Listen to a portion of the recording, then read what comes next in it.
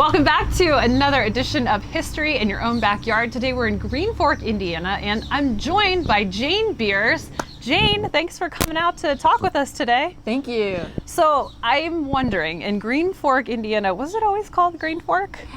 Originally, the town was platted as Washington in 1818 by Thomas Hatfield, and there were two Washingtons in Indiana at that time, and there was a lot of mix-ups in the mail delivery.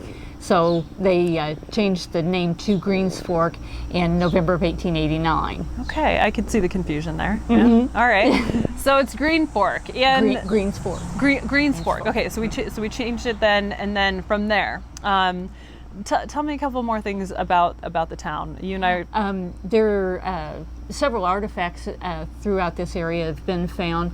When they were digging a basement for the Methodist Church years ago, they found a couple of clay pipes while they were digging, and then there have been stone tools and arrowheads that have been found in this area as well.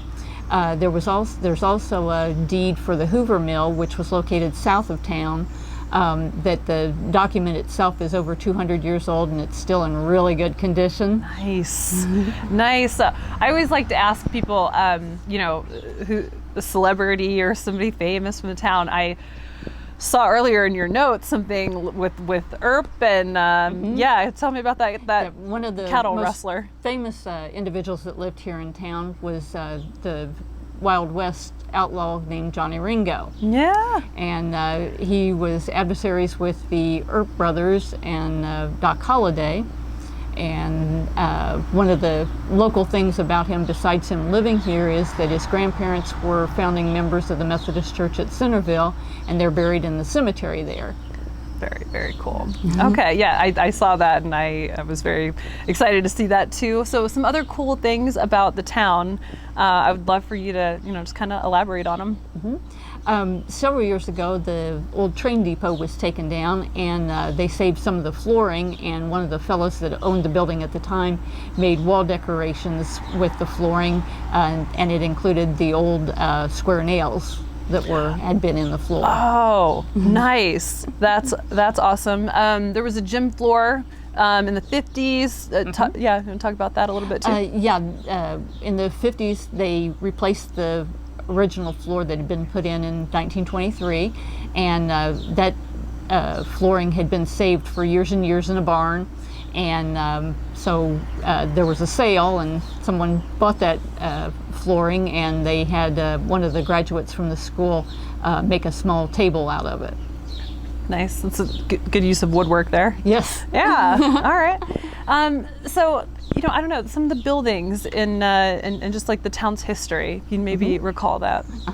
One of the most prominent buildings here in town is Gayler Hall, and it was considered to be one of the cultural centers of the county, and it served as the venue for a lot of the events that were held, including the operetta Cinderella and Flowerland.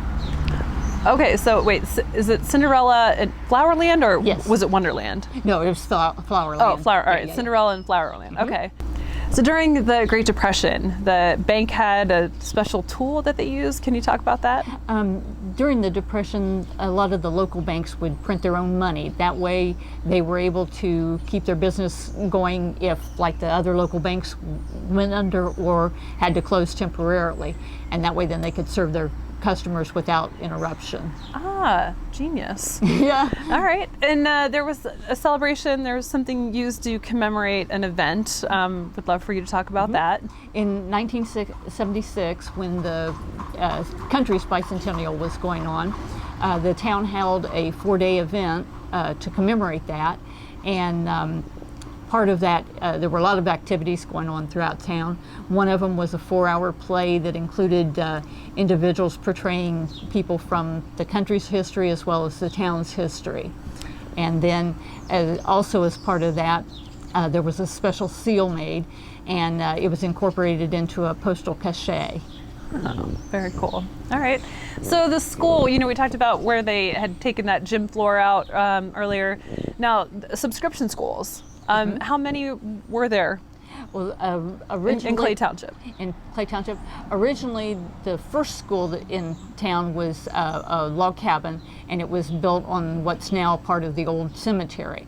Then later on, 4 subscription schools were built, and they were Fairfield, Frog Pond, Horny, and Sugar Grove. And that was done in 1877. Clay Township was the first to consolidate in Indiana. And then several years later, there was a move because of the consolidation to build a schoolhouse here in town. Well, the town people were kind of hesitant to have that happen because they didn't want their children to be influenced by the local city kids and their errant ways. Mm-hmm. Mm-hmm. All right. I mean, I suppose that's understandable with change, right? Right. Yeah. Okay. Are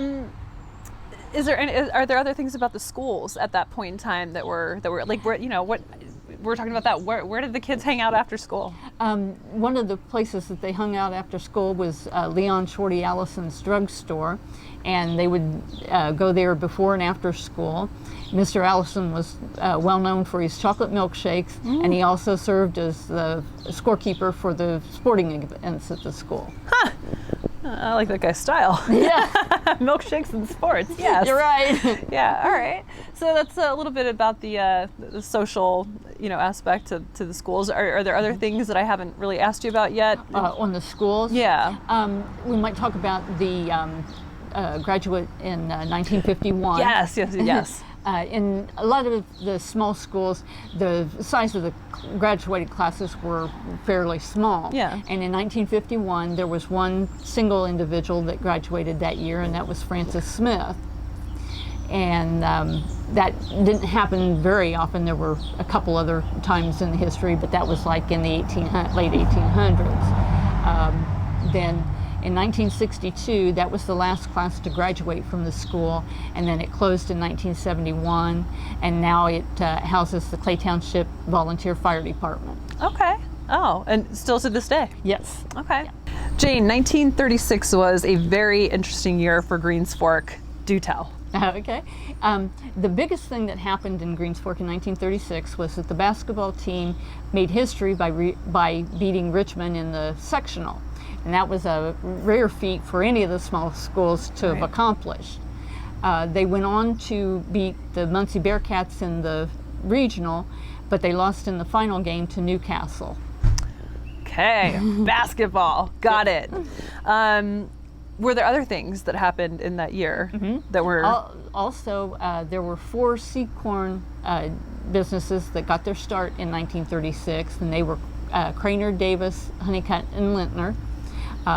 The only one that spanned 3 generations was Davis, and it's still in business today. Really? A lot of the school kids worked for these corn seed dealers, detasseling corn in order to earn their first million. Their first million, I love that. That's great. All right, and then we got one more in 1936. Give me another thing out of that year. The other thing that happened that year was that there was a song called Beyond the Sunset that was published by and written by a Greens Fork graduate named Blanche Kerr Brock. She and her husband were evangelists, and they toured the country, and that song is played at a lot of funerals, and a lot of well-known singers have made their own recordings of that song. I was reading the lyrics to it. You guys have it beautifully displayed, and what a writer, what a song. Yeah, they wrote like over 500 songs actually altogether. Wow. Which is amazing. Yes. Yeah, she seemed like a very interesting person. So, Jane, you said earlier that the fire department, the firehouse, it's still there. So every great town has a fire story. Oh, yes. Maybe even 2. Yes, we do. Go ahead. In 1912, there were 2 fires that happened in Greens Fork. The first one was in July, and all of the buildings except Gayler Hall were burned on the north side of Pearl Street. And then in October of the same year, the buildings on the west side of Main Street burned. It was presumed to be arson carried out by the same person, but nobody was ever charged with the act. Any suspicions? Yeah, there were names that were mentioned, but they weren't ever actually. Not okay. All right. Jane, I got to walk through this fantastic place just a little bit ago, but let me have you talk about this museum. It's a very interesting building. Stephen and Anna Cook Elliott built the Federal Style home back in 1848. And currently it serves as a museum, library, and a thrift shop. And there's a plethora of photos and documents pertaining to the school, the town, and the township, as well as local, international, and national items as well. Well, Jane, thank you for being able to join up with us today and being able to share your town with us, the town's history with us. This is definitely a beautiful place to be and to visit. So thank you. Thank you. It was nice talking to you.